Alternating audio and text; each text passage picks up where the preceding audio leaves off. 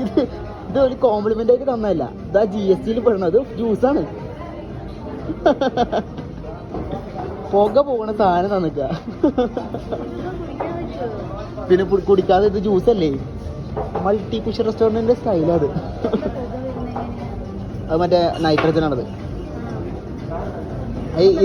ഇതാണ് നൈട്രജൻ ഉണ്ട് ഇതിൻ്റെ ഒരു സാധനം അതാട്ടത്. പക്ഷേ ഞാൻ എടുത്തു.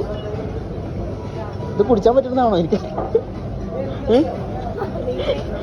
നോട്ടെ പടച്ചോനെ, പൈസ പോയ പോക്ക് കണ്ടോ.